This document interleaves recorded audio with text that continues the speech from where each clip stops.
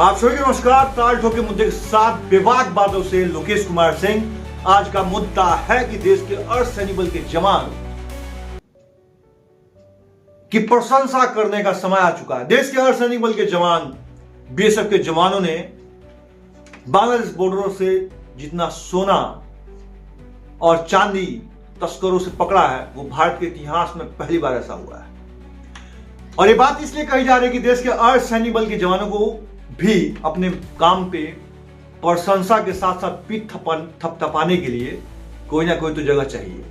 हम आपकी पीठ थपथपाते हैं, दुनिया को बताते हैं कि अर्धसैनिक बल विश्व का इकलौता, अर्धसैनिक बल भारत और विश्व का इकलौता ऐसा फोर्स है जो दिन रात 24 आवर्स देश हित के लिए काम करता है।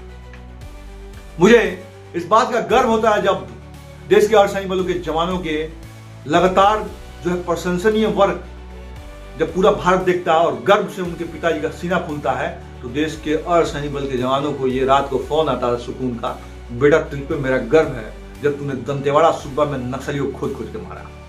मुझे इस गर्व है कि तूने बांग्लादेश घुसपैठियों से जो है इतनी बड़ी खेप सोना रिकवरी की, तस्करों का जो है पसीना निकाल लिया, तेल निकाल लिया। चुत्तर से सोना निकालते हैं अर्धसैनिक बल के जवान बीएसएफ के, वहां पे डाल के पाइप रड डाल के निकाल लेते हैं, तस्करों का तेल निकाल लेते हैं। और ये बात इसलिए कही जा रही है कि देश के अर्धसैनिक बल के जवानों का पेंशन के मामले पे कुछ लोग मौन है। मैं दावे के साथ कर सकता हूं कि देश के अर्धसैनिक बल के जवानों पे ओपीएस लगता है, लागू होता है, और ये चीजें जो है अर्धसैनिक बल के जवानों पे एनपीएस थोपा गया है, और जो थोपा गया है वो लागू होता ही नहीं है। इसीलिए तो आवाज उठती है, आवाज हरदम उठेगी। माननीय सर्वोच्च न्यायालय में मामला है और ये आवाज इसलिए उठती है कि देश के अर्धसैनिक बल के जवानों के मुद्दे को इसलिए उठाया जाता है कि देश के अर्धसैनिक बल के जवान 24 आवर्स देश के लिए काम करते हैं। चाहे बीएसएफ हो, चाहे सीआरपीएफ हो, चाहे आईटीबीपी हो, चाहे एसएसबी हो, चाहे एनएसजी हो, चाहे एसपीजी हो, चाहे सीआईएसएफ हो, चाहे कोस्ट गार्ड हो, लेकिन जो काम करता है उनका तो प्रशंसा होगा, चाहे एनडीआरएफ हो। ये बात तो पूरे देश के अर्धसैनिक बल के एक एक सिपाही जवान और एसओजी को जान लेना चाहिए कि आपके लिए गोदी मीडिया आवाज नहीं उठाएगी। आपके 100 दिन की छुट्टी की बात होती है, मेरे पास 2 मिनट का निदान है 100 दिन की छुट्टी कैसे लागू होता है, सुन लीजिए। 60 दिन EL CRPF BSF ITBP SSB में है और उसके साथ 15 दिन सीएल है। ठीक क्लियर है, 75 दिन हो गया। और 13 दिन आपको जो है और सीएल में बढ़ा दिया जाएगा तो आपके जो है मामले क्लियर हो गए। 88 दिन हो गया, 2 दिन जेटी हो गया, 90 दिन हो गया, 10 दिन मेडिकल लीव हो गया, 100 दिन कंप्लीट हो गया। देश के अर्धसैनिक बल के जवानों की समस्या खत्म। 13 दिन सीएल और बढ़ाना है और मेरे प्रधानमंत्री जी पे मुझे पूरा भरोसा है, मेरे आदरणीय गृह मंत्री अमित शाह जी पे पूरा भरोसा है और ये भी लागू हो जाएगा। ये मामला गृह मंत्रालय तक जा चुका है, मेरी वीडियो भी जा चुकी है और ये प्रपोजल भी जा चुका है। मेरे द्वारा इसको लेकर कितनी बार लेटर भी लिखा जा चुका है और ये बात आदरणीय गृह मंत्रालय तक पहुंच चुका है। अब ये बात इसलिए बताई जा रही है कि मुझे मेरे देश के प्रधानमंत्री पर जब गर्व होता है तो ये बात मैं रख देता हूं। मेरे पे कुछ लोग शिकायत करते हैं कि पीछे फोटो लगा रहे हैं प्रधानमंत्री के, मेरे कमेंट में कमेंट करते हैं कि अरे इनके फोटो हटा दो। ये सरकार जो है सुप्रीम कोर्ट गई है। सरकारी एक प्रोसीजर होता है कि हाई कोर्ट से जीतने के बाद गवर्नमेंट की एक पॉलिसी होती है, वो चाहे किसी भी गवर्नमेंट की हो, कि कोई भी पार्टी सत्ता में रहे तो वो जाएगा सुप्रीम कोर्ट, बेशक वहां पे उसकी हार क्यों ना हो जाए, और होती है, ऐसा नहीं है। इस फोटो को देखने के बाद बहुत लोग मुझे अभद्र बोलते हैं कि प्रधानमंत्री का फोटो लगा रहे हैं। आज मैं इस बात को खोल के रख देता हूं। इनको नहीं जानते हैं, इनके स्ट्रगल को आप नहीं जानते हैं। एक आज देश के प्रधानमंत्री जी बने हैं, इसके पीछे का स्ट्रगल आप जानिएगा तो दंग रह जाइएगा। ये वो गरीब परिवार के बच्चे हैं जिस परिवार से पूरे अर्धसैनिक बल के लोग आते हैं, मध्यवर्गीय परिवार से अर्धसैनिक बल के लोग आते हैं सीआरपीएफ बीएसएफ आईटीबीपी सीआईएसएफ में। कोई राजा महाराजा का बेटा नहीं आता है, ज्योतिराज सिंधिया के परिवार का बेटा नहीं आता है। और ये बात स्पष्टता पूर्वक हम रख रहे हैं देश के बीच में। ये उस गरीब परिवार के बच्चे हैं जो आज से 60 साल पहले अब बैठ जा रहे हैं तो हमें पता चलेगा कि ये क्या होता है। इनकी माता जी चाय बनाती थी, बेचती थी, मैंने देखा नहीं, लेकिन उस परिस्थिति से इन्होंने देखा है, आंखों में 1000 आंसू आए हैं। रेलवे स्टेशन पे, पटरी पे, रोड पे ये आदमी स्ट्रगल करके सोता था पार्टी को बढ़ाने के लिए, और वो आदमी गरीब परिवार का आदमी जब यहां से निकल के प्रधानमंत्री बन गए तो उसी गरीब परिवार के लोग आज कहते हैं कि फोटो लगा रखे हैं। अरे वो फोटो उनकी कार्य के लगा रखे हैं, प्रशंसनीय वर्ग के लिए लगा रखे हैं। कितना मेहनत करके वो परिवार का, राजा का बेटा राजा बन रहा है, नेता का बेटा नेता बन रहा है, अमीर का बेटा अमीर बन रहा है। और मुकेश भाई के सोचना नहीं पड़ा था, धीरू भाई अंबानी ने जो अर्ज दिया था तो मुकेश अंबानी को वहीं से लेके चले, और मुकेश अंबानी ने जो किया उसका बेटा भी वहीं से करेगा। अनंत हो या चाहे उसका बड़ा भाई हो, वो दोनों वहीं करेंगे। अडानी जो किया, अडानी का बेटा वहीं से लिख लेगा, नेता का बेटा नेता वहीं से बनेगा। इनका कौन है? ना बेटा है, ना आगे है, ना पीछे है। मां थी बेचारी, गुजर गई। और मुझे इन पे भरोसा इसलिए है कि मेरे प्रधानमंत्री जी, और मैं बहुत ज्यादा प्रेम इसलिए करता हूं कि जिस बैकग्राउंड से आते हैं उस बैकग्राउंड से मैं भी आता हूं, क्योंकि मैं भी मध्यवर्गीय परिवार का हूं। और देश के पूरा अड़चनी बल्कि चाहे सिपाही हो, चाहे एडीजी रैंक तक जो भी हो, सभी लोग जो है मध्यवर्गीय परिवार से हैं। चाहे वो आईपीएस हो या चाहे नॉन आईपीएस, सभी लोग मध्यवर्गीय परिवार से हैं। अगर वो राजा के बेटा होते तो वो नौकरी नहीं करते, मैं लिख के कागज पर दे सकता हूं, सिग्नेचर मार सकता हूं। अगर वो नेता का बेटा रहते तो वो नहीं कर सकते। आपको पता होना चाहिए कि महाराष्ट्र में चुनाव हुआ है तो जेनेलिया डिसूजा के हस्बैंड देशमुख परिवार से बिलोंग करते थे। उनके बाबूजी, रितेश देशमुख के बाबूजी मुख्यमंत्री हुआ करते थे। दोनों भाई चुनाव लड़ गए अब की बार महाराष्ट्र में। नेता का बेटा नेता बनेगा, अभिनेता का बेटा अभिनेता बनेगा, अमीर का बेटा अमीर बनेगा, और गरीब का बेटा गरीब को ही लात मारने के लिए हरदम गरीब पे कटाक्ष करेगा। गरीब ही गरीब का विरोध करता है, अमीर थोड़ी करता है। मुझे अपने प्रधानमंत्री पे इसलिए भरोसा है कि इनके स्ट्रगल का समय जब था, रोड पटरी कहां कहां सोए, 40 साल पीछे जाइए कोई नहीं जानता था। 40 साल पीछे जब जाइएगा कोई जानता था कि नरेंद्र मोदी कोई है?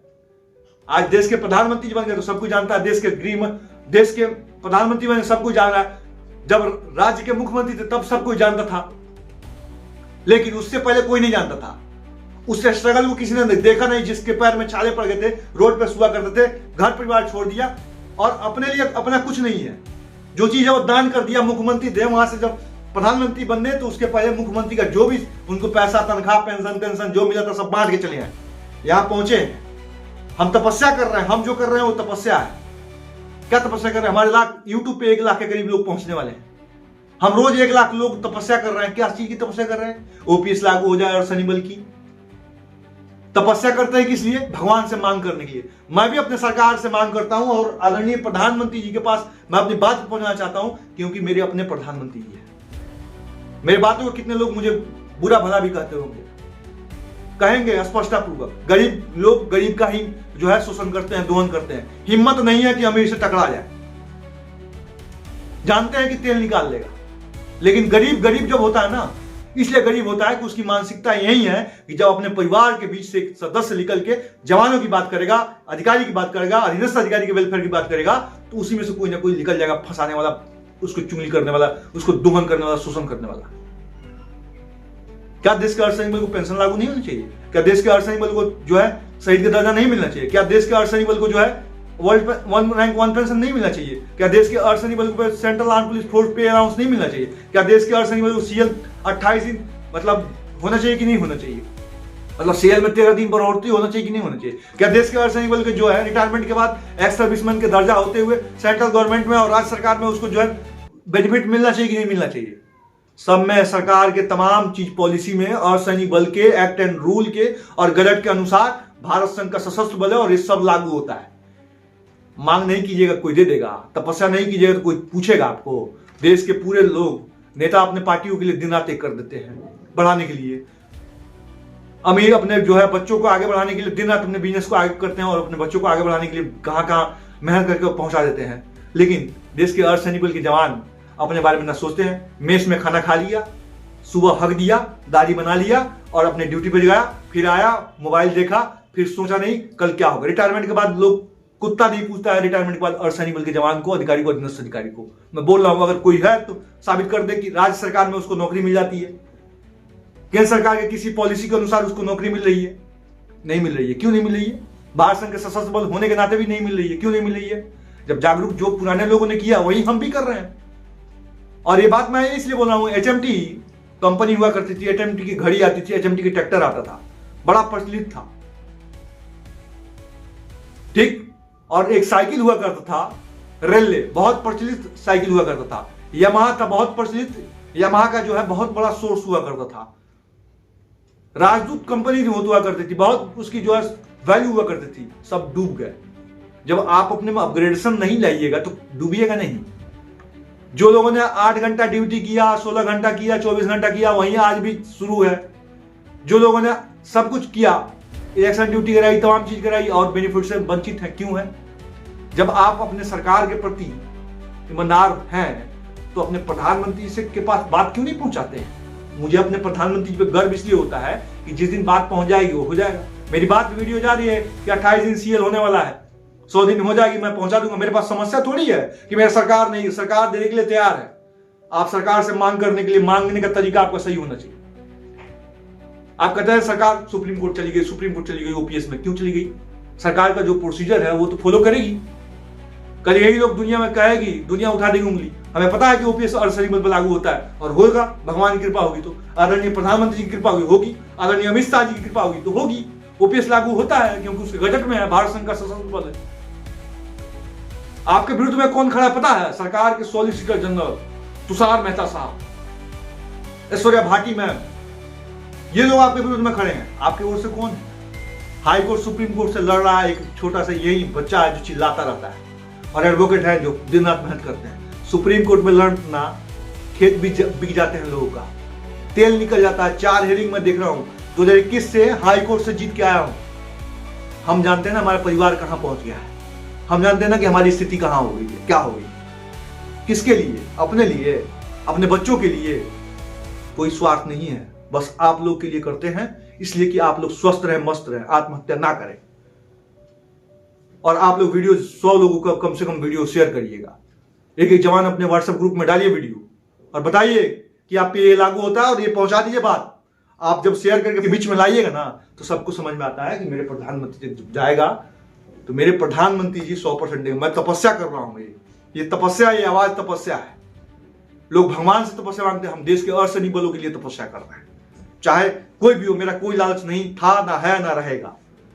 बाकी आपके लिए कर रहा हूं, था और रहेगा। आपके प्रेम इसलिए है कि आपके बारे में कोई सोचने वाला नहीं है। इस बात को लिख लीजिए। आज 4 साल से जो है अर्धसैनिक बल के बारे में जान रहे हैं, फॉलोअर स्टाफ की जो है प्रमोशन मिला, ये आवाज थी। 2017 से आवाज मैं उठाना शुरू कर दिया था।